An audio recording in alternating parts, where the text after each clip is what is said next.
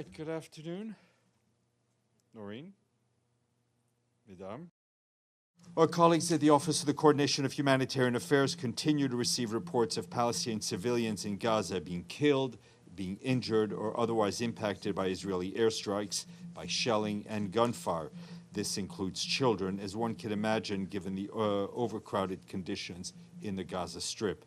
We continue to call for the protection of civilians and civilian infrastructure. Civilians should never be targeted or used for military purposes. Today, the body of 50 people, including 19 children who were killed over 2 years ago, were finally laid to rest after being recovered from under the rubble in Gaza. This operation happened in recent days.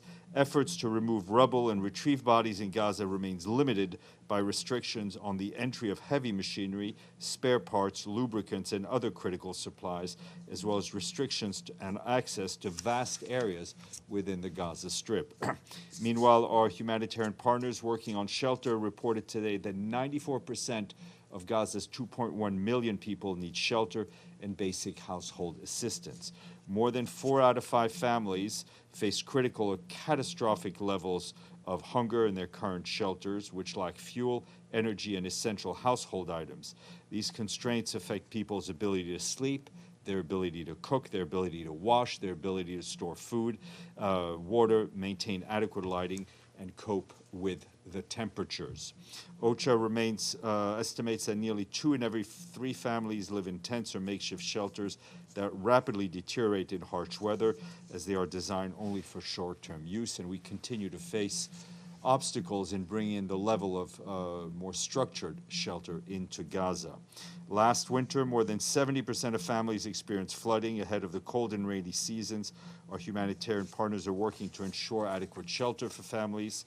However, as I mentioned, these restrictions on materials and equipment, combined with funding shortfalls, have kept assistance far below the net level that is actually needed for the people. Shelter partners estimate that $562 million is needed for emergency response. Of this amount, they've requested $165 million to address the most acute cases, but just over a quarter of this funding has been secured so far. Meanwhile, our colleagues at the UN Development Program said that since May, with the help of our humanitarian partners, they've expanded pest control activities to more than 3,000 displacement sites, markets, and hospitals across Gaza. Humanitarians stress that sustained access to rat and rodent control supplies remain critical.